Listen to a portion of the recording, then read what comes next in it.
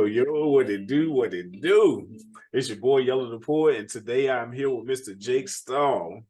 He's a fractional chief learning officer, conversational learning dynamics pioneer, and I'm pretty sure he has more stuff up his sleeves. He just hasn't told us yet, but we're gonna get all of this out today. Welcome, Jake. I greatly appreciate you coming in to YTP Entertainment. We are looking forward to this conversation, and let's make the people happy. All right. Thanks for having me. No doubt, no doubt. So please start us off by letting us know what are some of the major things that you got going on now. Well, like you said, I'm a fractional chief learning officer, and that basically means I just step into a company for a brief period of time, help them get done what they need to get done, which is usually some sort of sales training or onboarding programs, and then I step away and I let them do their thing.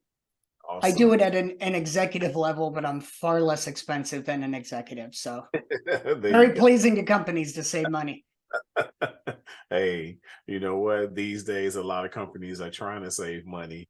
The tricky part is, how is saving money a benefit to the employees that you have actually working up under you? Does it help them to get a raise? Does it help them to lose their jobs, and because you're getting something else to replace them? Like, we need to know what's going on. Absolutely. Yeah, a lot of times when you save that type of money, and it's all up to the leadership, but that's money you can spend elsewhere. New product development, hopefully giving out raises, bonuses, possibly buying new items so that you can build better products, or you can get a new facility. Mm-hmm. Unfortunately, I can't control where that money goes, but I can help make sure you have more in your pocket. That's true. That is so true. So what is one of the key strategies that you use to help the companies to save money and actually to build a better business? Well, this was one of the things that attracted me to your show, actually. You talk a lot about verbiage and using wording and the power of the spoken word, and I couldn't agree more. One of the things I do is I bring to companies is more of a psychological approach. I'm not a big fan of companies that use scripts or feel as though they just need to have canned responses to things. I kind of bring back the human conversation to it. Yes. There's a lot of companies I work with that deal business down to mathematics. If we contact 100 people, we make one sale. So we need to contact thousands to make 10 or 20 sales. My objection is this. When you go out into just your social life, you don't overthink numbers like that. Well, I have to meet 350 people to find my mate. I have to meet 1,000 people to find my best friend. We don't think of anything else in life like that. No, so why do companies think that way? And to me, the simple answer from working with everybody I've worked with is that they've taken away the art of conversation. They think it's all down to a piece of paper and a memorized word. So I help companies actually circle back on that. Because you talk with a lot of guests, I'm sure, all over the world, probably coast to coast, right? Goodness, 14, 15 countries now and 2 continents is where my there you go. So the way you talk to a person from Atlanta, Georgia is going to be different than the way you talk to a person in Los Angeles, right? Definitely. And companies don't embrace that, and they need to. So I help them localize to the markets that they're selling in. Instead of one set pitch, we talk about a pitch that's localized to markets. And I don't know anybody else in the marketplace who's doing that right now. That is so true. And that is awesome. Interesting. I've never heard of anyone who would actually take the time out to make something like that happen. I've only talked about it with internal companies who I've actually worked with and talked to, but to actually hear you say that is phenomenal. Oh my goodness, that is phenomenal. It's great because people find that actual conversations start. Yes. My daughter was raised in the state of Connecticut, where I am.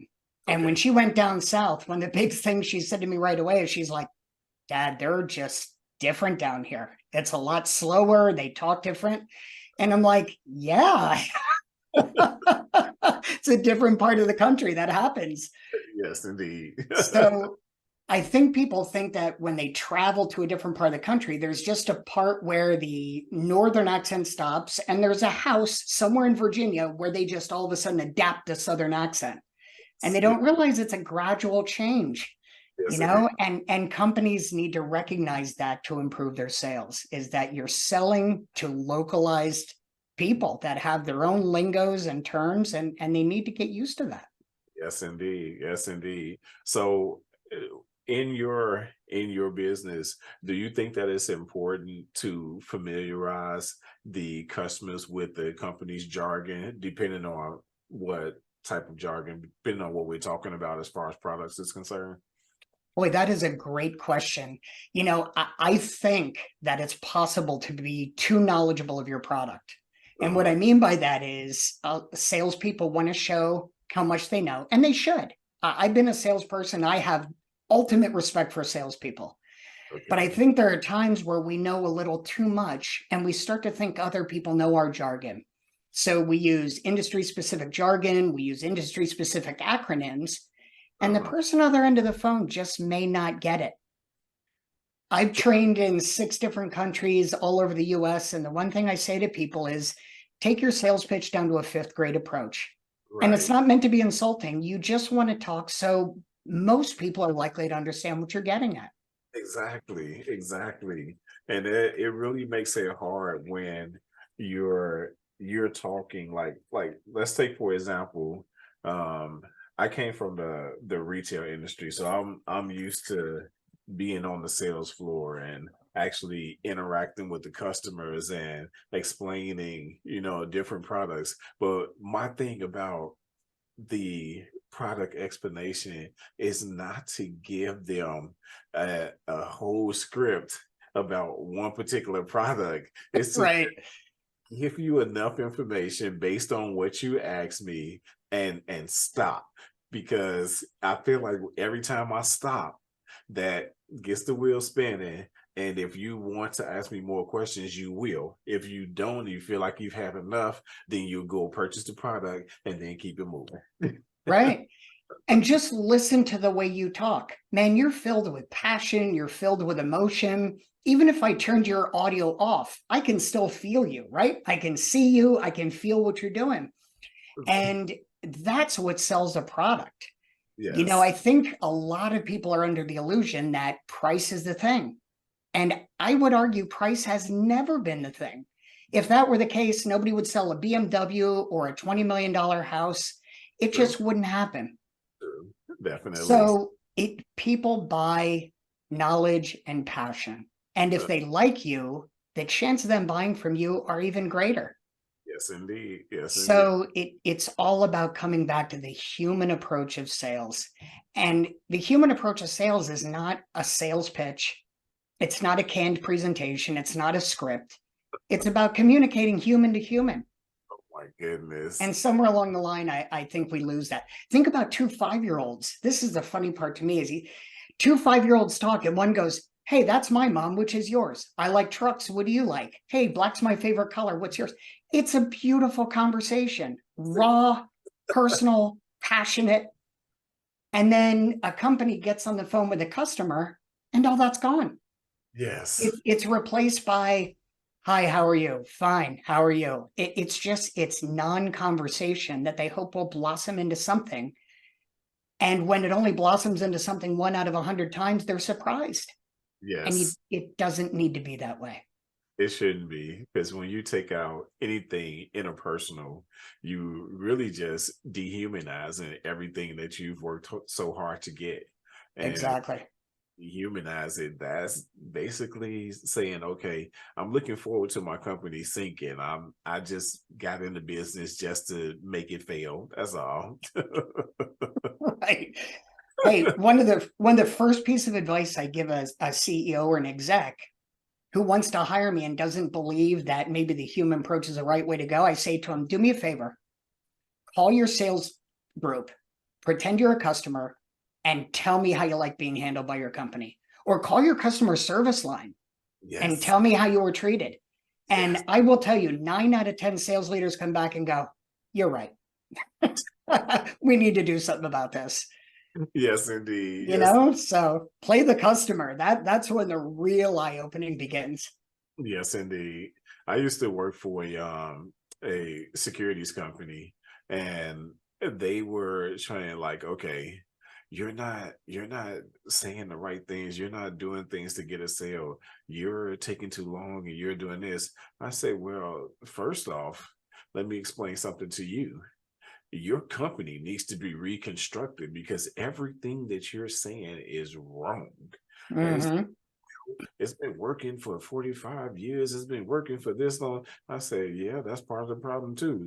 45 years ago, that may have been a great pitch, but today it's something totally different. And you need to upgrade, my friend. And they looking at me, Yeah. what would you suggest? What would you suggest? Before we get into what I would suggest, let's talk about the financial end of it first. How much money are you making now versus how much money you were making back then? If your Right. company is seeing a down slope, then I'm sorry, sir, that's not working. It's not working. I'm trying to help you reconstruct this whole thing so that we can actually make some money, so that your people that are working for a strict commission can actually make some money. But if you're going to sit there and critique everything that I'm doing to make it fit your 45-year ago plan, you're not looking to make money. All you're looking to do is fail.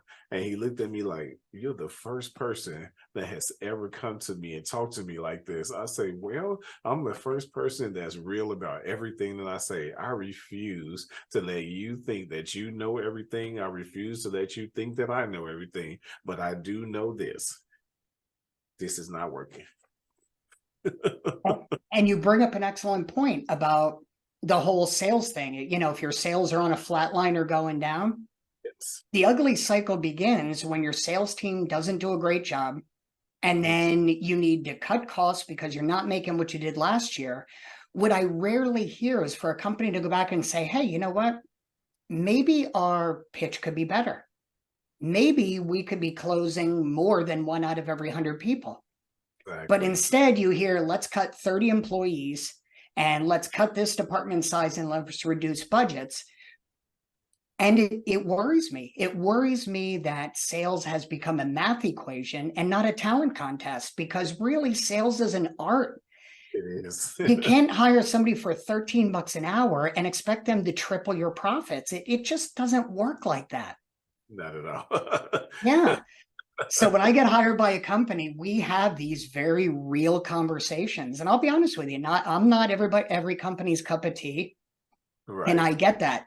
But the companies I have worked with, we have done some astonishing things. We've done everything from triple sales to increase customer service ratings by 1.5 stars. And this is not rocket surgery. It's not Wow. brain science either.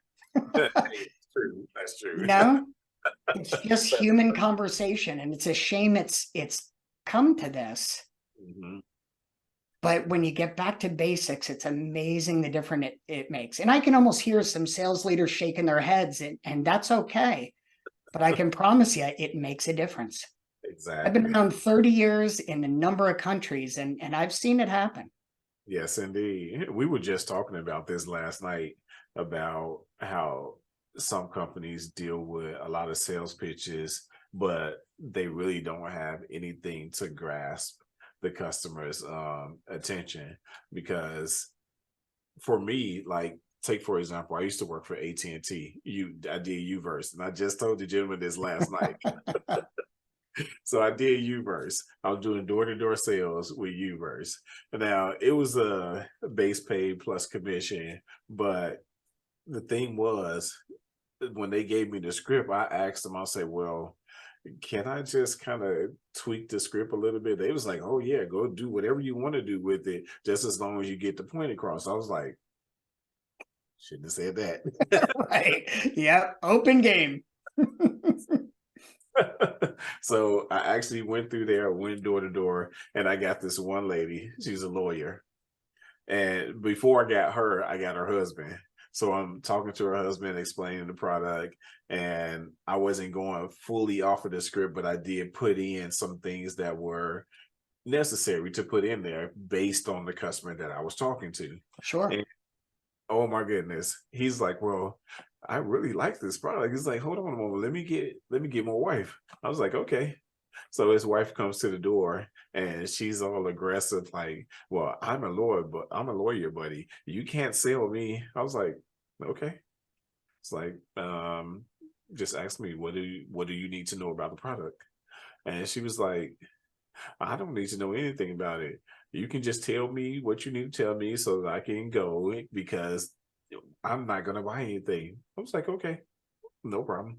And because I was so indifferent, she was looking at me like, okay, Yeah, what this do? made a huge difference. Yes, indeed. So I actually ended up selling her the AT&T Uverse anyway. Doesn't surprise me. Indifference is an amazing motivator. Yes, indeed. And my coach, the guy who was coaching me, he's like, man, you are way too indifferent. He's not right like you. Like, okay, you talk like you're giving them something that they need, and if they don't get it, then oh well, that's on them. I say, well, how else am I supposed to say it? I'm talking to humans. I'm not talking to a robot, and Right. they don't want to buy the product. They don't want to buy it. What am I supposed to do? Run away crying in tears? Like, hey, I need you to buy this because I got to make some money. No, no, I'm not doing that. It's an amazing technique that you used. Giving somebody a back door makes him feel very safe about saying yes. Uh-huh. I like to do a little bit of a challenge to myself now and then to see if these things really work. And I had taken my family on vacation last year. And when we were flying back, we weren't able to sit together. And one of my daughters was towards the front of the plane, and we all had an exit row. So there was 5 of the family in the exit row, then one gentleman who wasn't. Mhm. So I said to my wife, I said, I'm going to go over and see if that gentleman will leave his exit row seat. And my wife's like, Jake, that's never going to happen. Our daughter's sitting up in front. She's got her legs all crushed in. So I walked over, and the first thing I said to him was, please feel free to tell me no. But would you mind switching my daughter so we can sit together? There's something about that indifference or the ability for someone to walk away that makes them feel more comfortable with saying yes. And that gentleman said, sure, I'll do that. And I'm not saying it was any type of verbal magic, but I certainly don't think it hurt that I didn't come over all aggressive saying, you should do this and this is why. It was just a very, to your point, what you did with the Uverse, just a passive, it's okay either way approach. But if you could find it in your heart, this would be awesome. Exactly. Yeah, Exactly. I like that. Hey, sometimes being indifferent is a good thing, you know. absolutely right. And I owe that man a debt of gratitude to this day. He was very kind to give up that much vaunted exit seat. Definitely, I understand that too. So tell me, I got a good one for you. If you can write this in a very short 3-chapter book, what would each chapter look like? So basically, when you're going into a company, um, chapter 1 of you going in, what would that be like? And chapter 2, what was your results from chapter 1? And chapter 3, how would you summarize Wow. it? That's a great question. You're getting me thinking now. I think the first chapter would be on perception. How are Okay. you perceived now, and how do you want to be? Because it's Uh, amazing how much our perception is shifted each day just by subtleties in the marketplace. And really, as a company, you fight perception every day, right? You fight the people who love your product and who don't, or people who think that you're just a money grubber or that you're innovative. So I think part of it would be your perception. okay. I think the next chapter would be just listen. Uh-huh. Listen to what the customer wants Right. before you pitch. For the first 5-10 minutes, in my opinion, and this is proven out to be true and dozens of companies I've worked with, don't sell your product. Just Uh, build that relationship. So that person that told you in the past you're taking too long, uh-huh. I don't think you know what you're talking about. I Exactly. think if you're taking that time to build a relationship, you're getting closer to a sale. Yes. And Yes. then I think the last chapter would probably be, remember, we're all human, Yes. right? Yes. So at the end of the day, you go home, whether you go home to a family or just to yourself, or you live in an apartment with a friend or a stranger, we all have different needs, wants, and desires. We all have different perceptions and preconditioning that's affected exactly where we are today. I have a rough past that led me to where I am today. Mhm. And I think if we can just remember the other person's a human, they're not a prospect, they're not a customer, they're just a person struggling just like you are to make the best decisions they can make. Yes, So I think indeed. if I had to put it in a 3-chapter book, that would probably be it. That would be awesome. Thank That you. would be awesome. I love the answer. I love it. So I was also looking at it, and you say you've seen companies and individuals that grapple with the same challenges. What are some of those challenges that that both are grappling with? I think one of the biggest things a company grapples with is the need for revenue. And, especially with startups, you not only need revenue to grow, but you have, uh, you know, financial investments to look after, and you have the growing pains of what do you bring on first? And do you bring on general counsel first, or do you bring on human resources first? And that need for revenue can drive some tough decision making.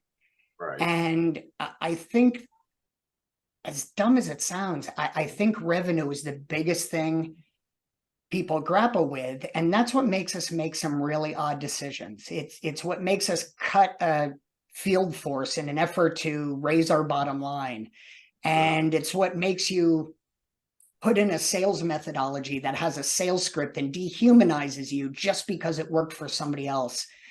So I think that need for revenue, it's not unlike our need for food, right? We get hungry enough, we start to do things outside of character to make sure we get that food, right? I am a huge comic book collector.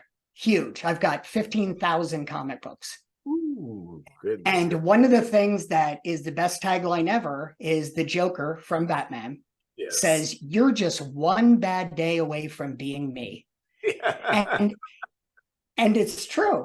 It And I is. think companies in pursuit of revenue and wanting to grow, which is logical, by the way, I'm not criticizing that, but I Uh, think it can lead to some decisions that inside the company look logical, but if you were a friend looking at that company,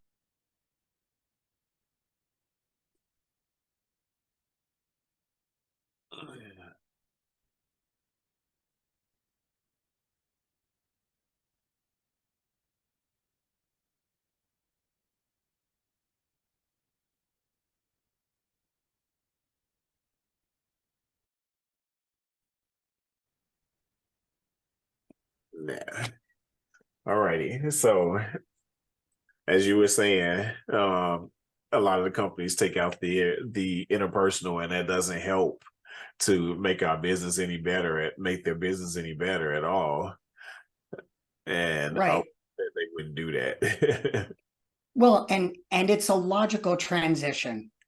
If you look at companies, a lot of things are process. Like, let's say if you have a company that does health benefits, it's a process. Underwriting, you go through specific steps. When it Right. comes to onboarding people, you go through specific steps.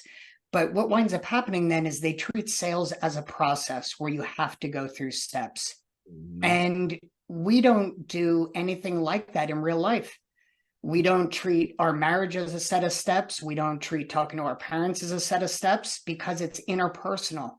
Exactly. So if we can reduce that process that we Uh-huh. have for sales, it's amazing the headway that you can make.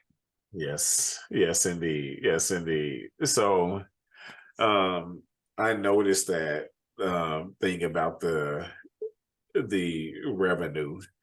Do you think that if a lot of companies took advantage of the opportunity to make their sales floor or make their bottom line or whomever is working for them, you think if they spent a little more time, or just initiate a little more effort into making their people better, that they wouldn't have to chase the money so much. They would make it easier for them to actually make money. That is an outstanding question. And listen, before we go any further, I want to say that there's no blanket answer for any of this. But I will say, if you want to convert your sales from being transactional, I make one sale and then it goes away, versus making it relational so that we build a relationship and the people want to come back, I think you're going to need the human approach. I'll give you a great example. I was on with a super huge company not long ago trying to buy a product online, and I'd rather not say who they were. And I was buying from them in the chat. So I purchased this product, and then all of a sudden in the chat, I noticed a distinct difference in phrasing, tone, everything else. And I realized I'd been handed off to a bot. So I wrote into the bot, it's like, where's my salesperson? And I referred to them by name. And it said, so-and-so is busy right now, but I can take care of you. It's like, I will never, ever buy from that company again. So you got my money once, but it won't be long-term. So now think about this in terms of a company that has a sales force with something that's renewable year after year. People are not dumb. When the only time you contact them each year is just to renew the contract, guess what? They're going to pass you up for a higher price company that agrees to reach out to them 2 or 3 times a year.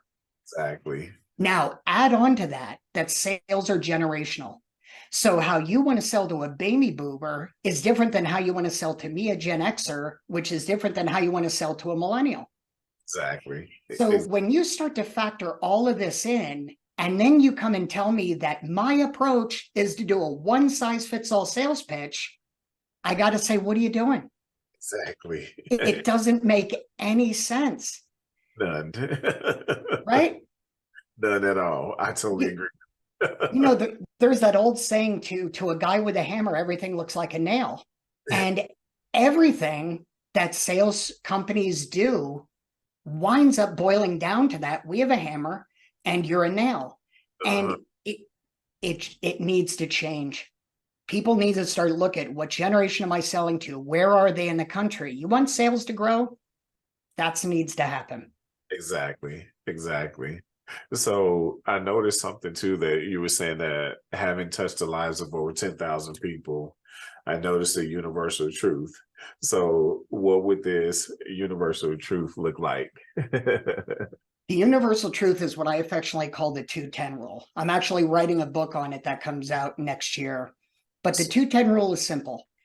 Cadence in a conversation is far more important than content. So what that means is, if you can establish a back and forth, if you can interact with somebody once every 2 minutes at the maximum, and once every 10 minutes, just check in and make sure you're on the same page, it makes a difference. Because honestly, if you and I don't have that back and forth, if when you interview me, it's all you or it's all me, it gets boring pretty quick. Real quick. Right? And it doesn't matter what that content is, right? We could be teaching, how to turn lead to gold, but if one of us is on a diatribe, people are just going to zone out. Yes, indeed. So my theory, and what I've used with the thousands of people I've worked with, is establish that cadence. And it's not easy because people aren't used to it. People are used to, I have an idea, I have a theory, let me ram it on you.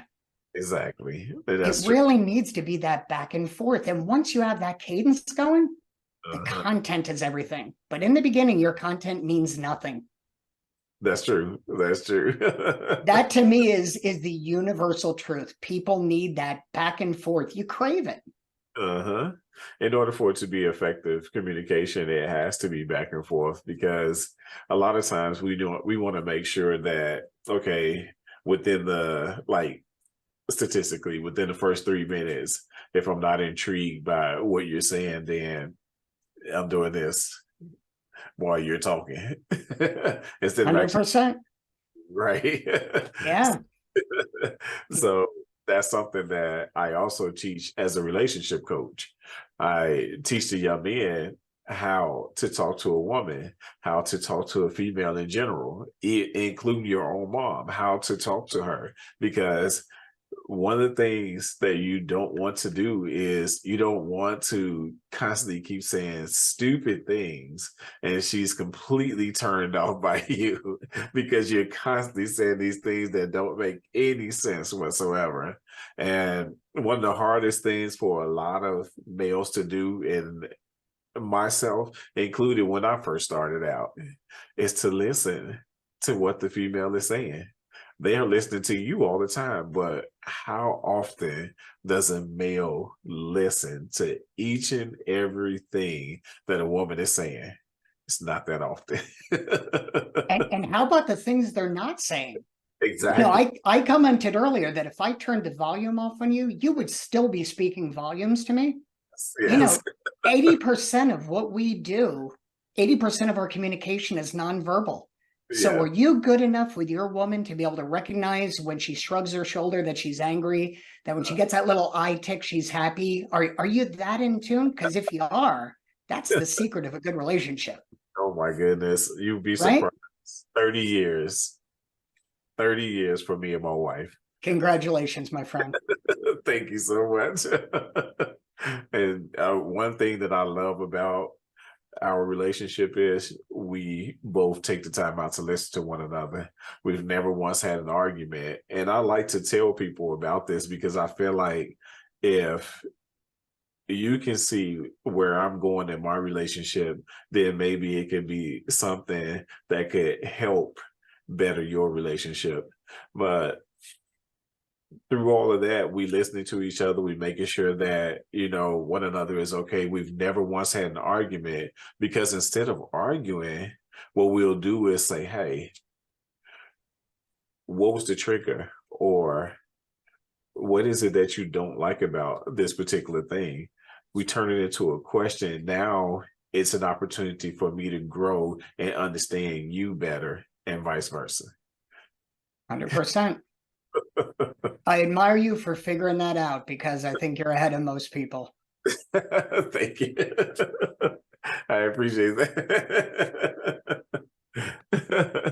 Jake, you have definitely made this a very, very interesting and beautiful podcast. So tell me something else. The blueprint, the conversational blueprint. Yep. What's that about?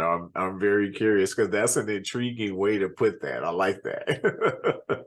The conversational blueprint says that if you want to sell somebody, whether it's your wife on going out to dinner or your kids on where to go for vacation, or you're selling a high ticket item, or you want to sell an idea to the boss, your message has to have 5 things. And if any of them are missing, chances are your message may fall flat.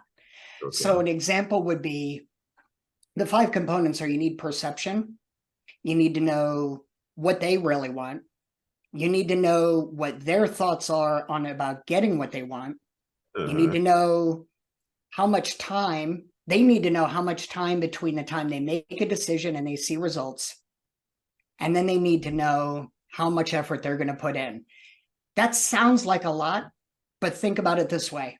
You get off the podcast, you say to your wife, my guess is you're not really up for cooking tonight, and I don't blame you. So I was thinking about this Mexican place at 6 o'clock. All you got to do is grab your coat. We'll be there in 10 minutes and we're good to go. That statement covers all 5 pieces, and that is a really strong message to give. Yes, it is. So when you look at the blueprint, it basically says those are 5 things that you need in a conversation for it to be effective in selling something. And I've gotten to the point that when I reveal this to companies and we go through the process, their sales managers can listen to a call by one of the reps and go, oh, you were missing the 3rd point. Right. And when they include that, it makes it better. So the blueprint shows you the pieces that need to be there. And adaptive conversational merely means that you can adapt on the fly. You don't need a sales script. You don't need a master's degree. All you need is just listen to your customer, apply those 5 things. I teach everybody how to do it super simple and easy. And then your sales conversations take on a whole new tone. When I talk to my wife, I use this all the time. But then she's like, go out to dinner. Of course I'll go out to dinner. And now, granted, that's not a hard sell, but you can use it in a lot of different situations. All people really want to know is that they made a good decision. It's going to reflect well on them and that they're going to get value for the money they're putting in. It's literally that simple. The hard part is being able to do that conversationally. And my blueprint breaks it down enough that I can show people how to do that, no matter what they sell. I've already helped couples, not unlike you, I've already helped couples with this so that, when the man and the woman are talking, they make it very clear what their intentions are, and the other person can make their intentions clear, and you can meet in the middle. Or one of you could have such a good pitch that the other one's like, yeah, that sounds great. Yes. So the blueprint basically helps you get from A to B, and it breaks it down into an easy to follow process. That is awesome. That is awesome. You're a brilliant man. I'm loving this. Thank you. I appreciate that. No doubt. You're definitely on point. These are definitely key points that, okay, I got one of my coworkers. He is a diehard to my podcast. He comes to me, he be like, hey, I watched the podcast that you did on such and I'm like, he's like, man, you got any more of those financial ones? I was like, they're coming. They're coming. But he's pretty much sold on anything that's dealing with business or finances. Yeah. He may have something going on. I'm not sure because he never disclosed that information. So here's one thing, and tell me what you think about it. Sure. So I see a product that I want, and I'm curious about the product. So I'm actually gonna look up its ratings. I'm gonna look up how many stars it gets, how many people are actually purchasing this product, the popularity of the product across the world. So I'm curious about it. And in my head, I'm taking every process that I'm doing and I'm looking at this as an opportunity for a sales pitch because I'm looking at me and what I'm thinking and how I feel about a particular product, and I'm selling myself on whether I should get the product or not. Very true. That's very true. So when I break this down into my own personal sales pitch, it makes me think about what I can, what I should, and what I want to say to other people when I'm selling a product to them. Right. No, I think that's great. Now let's mix in one other thing into what you were just saying. What are we conditioned to do? There was a psychologist named B.F. Skinner, and his philosophy was a really simple one. Free will is an illusion.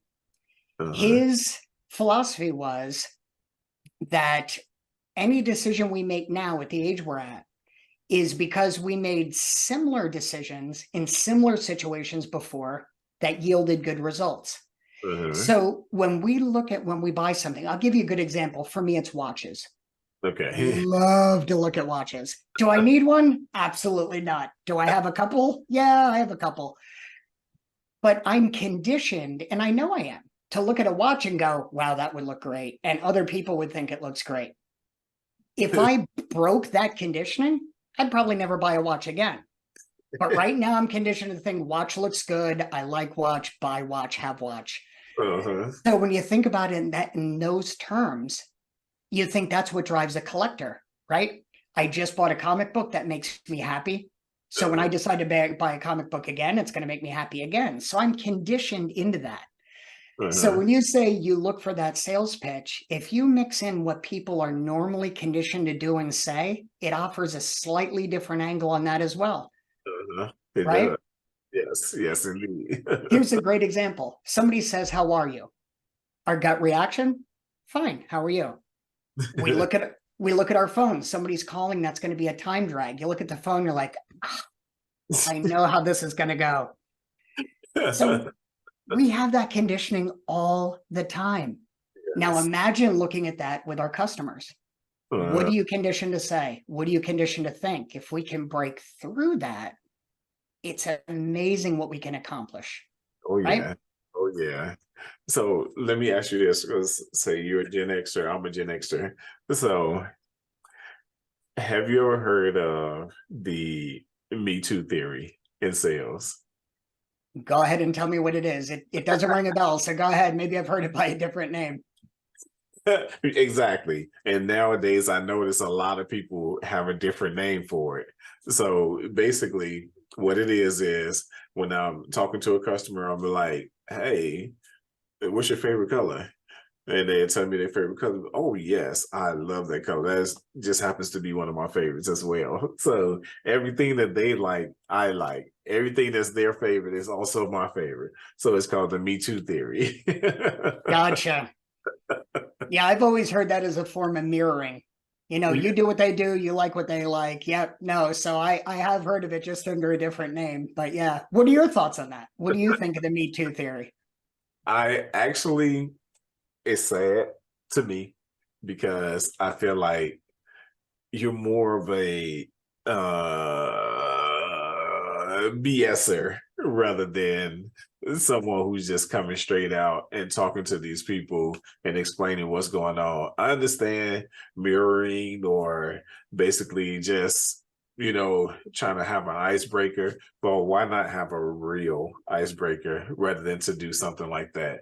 And more when I talked to one of the people that was teaching me how to do sales, I was like, I'm sorry, but that's just like crap. And they was like, what? Man, I sell people on that all the time. I say, technically, you're not selling them on that. You're actually selling them on your personality, the type of person that you are, and the fact that you are, pretty articulate in how you structure a conversation. That's what you Right. really selling them on. So, but he's like, nah, man, nah, I'm telling you, the Me Too theory works all the time. I'm like, yeah, okay. Get you one of those tough customers and then tell me that. I have an inherent problem with dishonesty. So if it does work for somebody, I can appreciate that it works, but I'm a big honesty person. And if Yeah. you have to dig to that in a sales conversation, Yes. then I don't know. I have mixed emotions about it. I'm just not. I couldn't find myself being happy about misleading someone just to I make us. couldn't either. It just doesn't feel good, doesn't feel right. And at the end of the day, when I go home, I'm like, man, I can't believe I did that. So now I'm in a position to where I want to say, you know what? If I got to BS people, I don't need to work for you. I need to go somewhere else where I can actually be a good use. I can use my articulate style and talk to people and be nice to people and be honest with people and explain to them what this product is really about. Because I literally had to break down that that U-verse. I had to break it down. And through it's crazy because I was the only salesperson that actually went back and researched the products for Uverse, where it came from, what its capabilities are, and what were the real transfer rates versus what they were selling. And that's what made you so good. Yeah. That's what helped me. Simple as that. I don't know. I think dishonesty in sales is how we've gotten to where we are today. That people have such a distrust of salespeople. Right next to lawyers, the salespeople have a crappy reputation. And you know what? We made our own bed. We Yeah. made this bed.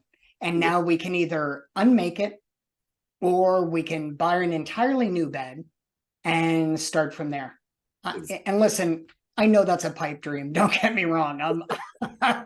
I'm not under the illusion that that's going to happen. But I think if you can become known as that rare, honest salesperson with a true gift for building a relationship, you're going to far exceed your colleagues. I totally agree with you on that. I totally agree.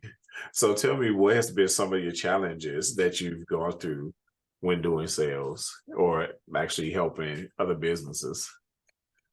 The single biggest challenge is that people just have trouble buying into getting back to the basics. You know, I taught the martial arts for 20 years, Okay. and somebody says, well, what would you do in this and what would you do in that? The reality is I would try and negotiate my way out of it or run, right? It's we always try to make things way too complicated. Yes. And I think in that, when I talk to companies and they're like, well, we're going to try this structured and that structured, it's like, do me a favor. Call your sales team or call your customer service and then come back and tell me what you think. And we talked about this earlier.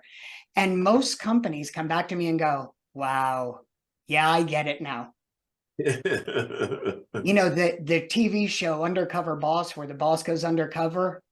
Yes. And they come back and they're like, holy crap, I had no idea. I've got some real idiots working for me. And then I've got some really great people. Right. Yes. And that's the theme for every show. Oh God, I can't believe they work for me. And oh my God, she's a superstar.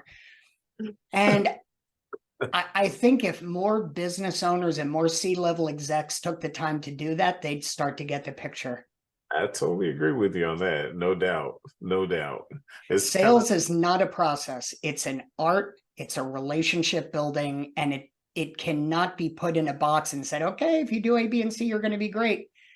Every situation is different. And at the foundation of every one of those situations is honesty, trustworthiness, and the ability to build a relationship. Yes, indeed. Yes, indeed. Yes, indeed. I'm loving your 2010 rule. Because I heard you mention that. That was actually pretty cool. Thank you. I've never heard anybody actually put it that way. Well, it came out of necessity because I used to talk to people about how to build a conversation, and people would struggle with it. But all of a sudden, when I put time constraints on it and something they could wrap around a timer, they're like, oh, yeah, I can do that. Oh, wow. And the honesty is the first week, people are super uncomfortable. This is too hard. I can't do this. But once they put in the effort, they're amazed at how much their relationships build, their sales go up, their customer service scores go up. Yes. It's another thing to learn, but this benefits you in all areas of life. Your relationships, your friendships, your parents, business. It's a universal human rule that people need a back and forth in a conversation. All I do is wrap times around it and force you to stick to a cadence. Hey, there's nothing wrong with that. There's nothing wrong with that at all. It works. So on an average, with all the people that you've helped so far, approximately how long has it take for them to see a sales increase? Usually the minimum is about 8 to 12 weeks. And the reason is trying to get the entire sales team on board, sales managers on board, then get the sales managers to coach appropriately and have them follow up with their reps is a process. And a lot of times what a company will do is they'll keep me on for 6 months and I will just listen to calls with people each week and just give feedback to those individual people. Awesome. So in that, I usually work with a company anywhere from 6 months to a year after that, but just on a retainer basis. So I come in, coach when they need to be coached. And again, this goes back to the fractional thing. It's super inexpensive to only use me when you need me. Right. And yet it's following up on the lessons that we taught them. So average, I would say the averages stay pretty constant. I've had some companies that turn around quicker because they've got 3 or 4 people on the team that bought in. And then I've had companies that have taken longer because they've got a 500-person sales force and that's a lot to manage and wrangle in. So it can vary, but the averages stay pretty consistent. So between the bigger companies and the smaller companies, what are they averaging, percentage wise, not dollar wise? What are they averaging in sales increase? See, and that's a tough one to answer because a lot of that goes into effort, right? So I can teach a concept and I can help you work with it, but a lot of it has to do with buy-in. I will say the largest increase I've ever seen a company have is 3x. Oh, wow. And it's hard to give you an average other than that. Now, listen, I've seen companies not net an increase because they didn't have full buy-in. So Oh, full buy-in starts with the management. And if you're going to enforce it and follow through, and it's going to be great. mhm, But I will tell anybody I work with, if you don't have full buy-in, if you don't agree to go by this, it's going to be a waste of both our times. mhm, mhm. So how does the manager play what role do they play in helping this? Is it because of their coaching ability, their teaching to the team, or is it something else? No, a lot of it is coaching and a lot of it is modeling it. You Mm, know, the things that I teach are not just sales applicable. They're also for managers and how to communicate with their team, and executives for how to connect, with their other C-level management. mhm, So a lot of it is buy-in. And keep in mind, the big difference between me and a sales manager is they're full-time and I'm not. mhm, So it's their responsibility to work with their people and make this happen. I'm not a miracle worker. So right, when I go into a company, it's not like I'm going to give you an 8-week course and all of a sudden there's going to be brilliance abound. It just doesn't work that way. exactly. So I come in and do what I can limited, but it's going to require follow through and it's going to take time. Nothing changes on a dime. It's a glacial shift because as a rule, salespeople want to get on and just pitch their product. And if it's a loser, they're going to go right on to the next call. Mm, And I don't believe that's the way it needs to be. And I've proven time and time again, it's not the way it needs to be. right. So what does a a fail look like for a particular company that you're trying to help and they're just not either not getting it or they're just not following through? What does a fail look like? A fail looks like usually it's a company that comes in and their sales have either leveled off or they're starting to go down and they need an answer yesterday. And they want a sales script they can toss in front of everybody, one of their salespeople, and they'll use it and it'll cause a miraculous change. And what I do is when I talk to them, I usually give a company 1 hour free consult. And then if we look like we're making progress, I'll give them another hour free. But Okay. after that, we start to talk about what the future looks like. And part of that future is when I get started, I interview all their sales managers, the execs, the sales reps, because Mhm. sometimes what a company wants from me and what they need from me are two different things. So Def- part of the interview process is understanding that. But a fail is a company that needs results in 2 weeks and they're going to give it their all out effort for a month. And if nothing changes, they're going to drop it. It mm, just doesn't work that way. And right. I tell companies flat out, if you want to try a sales script, there are some amazing companies out there that offer scripts. That's Mhm. just not my solution. And I'm not right for everybody. Exactly. Exactly. That's understandable.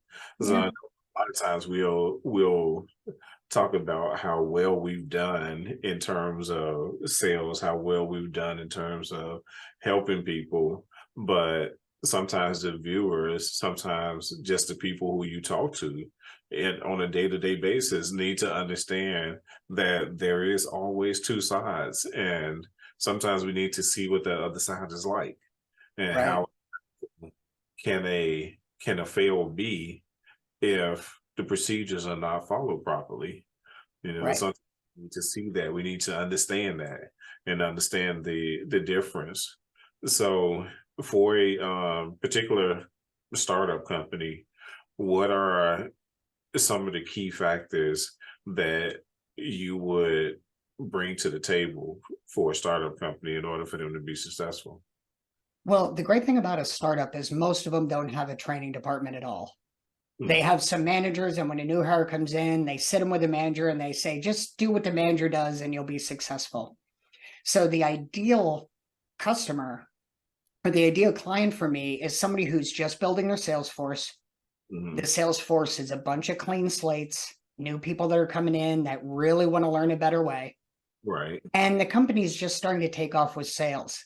I can Mm, actually build them a training platform so that they have a solid onboarding and a solid way to train people. But then I get buy-in from the beginning. They're not already thinking about another methodology. They're mm, not already thinking about how great sales scripts were, and they're not any longer. So it's got to be a company that's open and ready for change. To be honest, I usually don't take a client that's above 500 employees.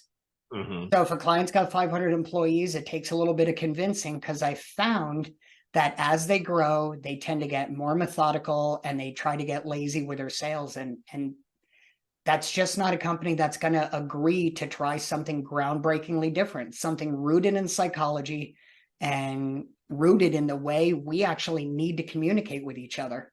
Mhm. So I will consider companies greater than 500, but I turn down most of them. Okay.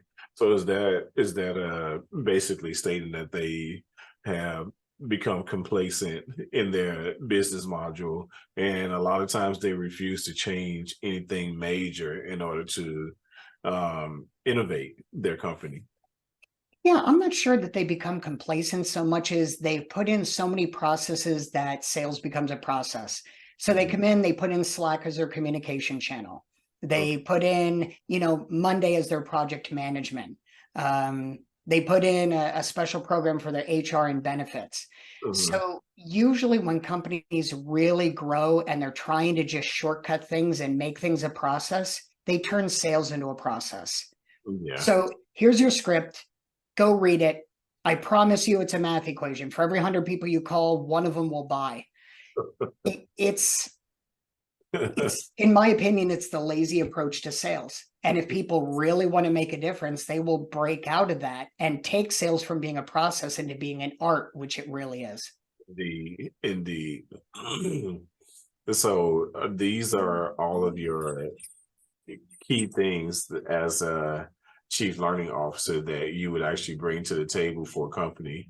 Um, so when you say platforms, are you talking technology, or are you talking pretty much a blueprint platform that they can actually sit down, they can read over everything, and because people have different ways of articulating platforms.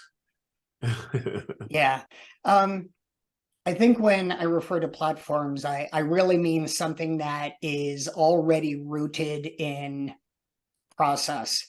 So if you bring in a sales methodology that requires scripts, for instance, that to me is a platform that they bring in.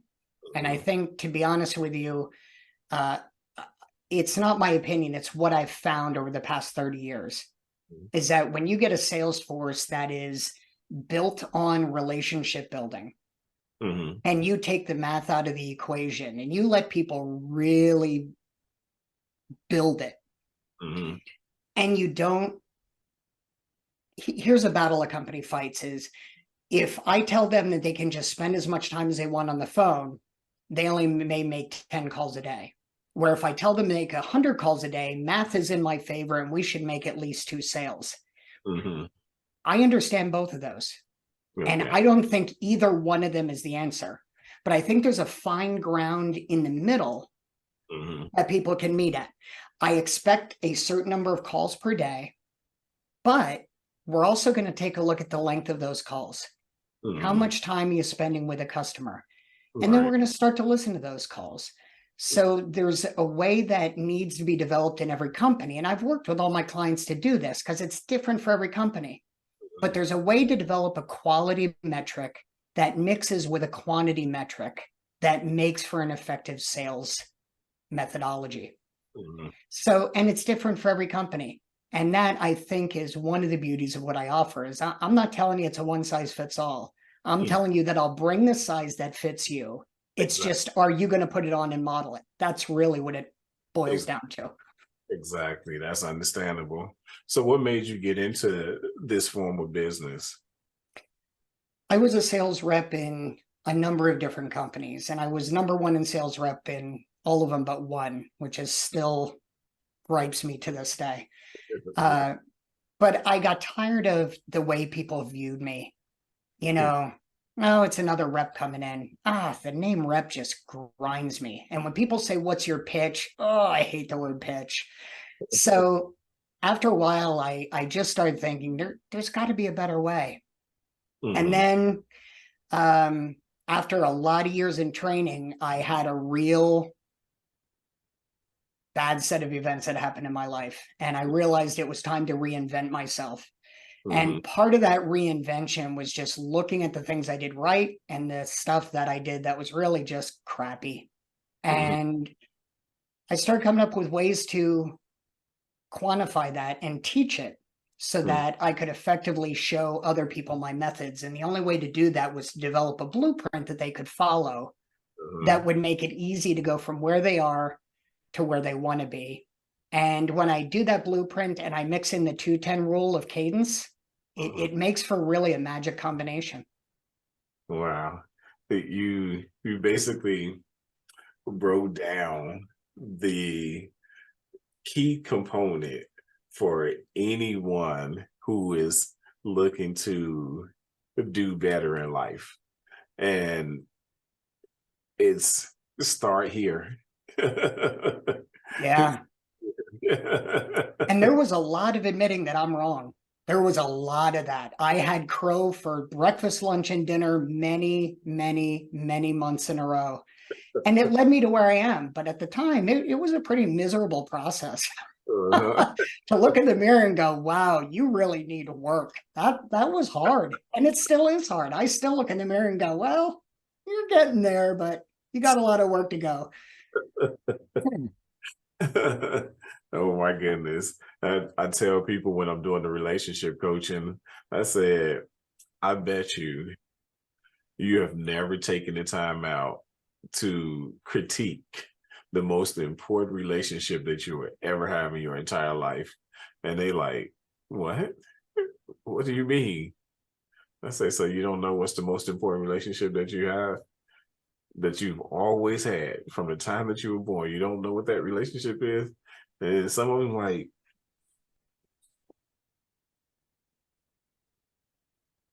nah, I don't get it. And I was like, yourself. Yeah. Yeah, no question. I agree 100%.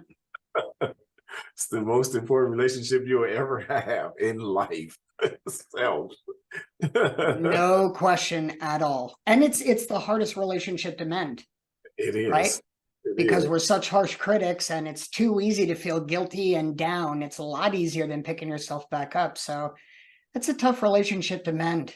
It is. It is. And it's one Yeah. of the toughest relationships to ever come into an understanding, come out of that resilience, and finally see who this person is, what your likes and your dislikes are, and not 100%. still put yourself on this scale that everyone else has put you on and pretty much have balanced you out in their own way of thinking about you. Agreed. Yeah, I agree. I agree. Oh my goodness. Oh my goodness. My goodness. My goodness. You're awesome. You're awesome, man. I think Thank you. This has been a great interview. I appreciate it. I can talk to you forever, man. Thank you. Thank you. I appreciate you having me. Thank you for having me on.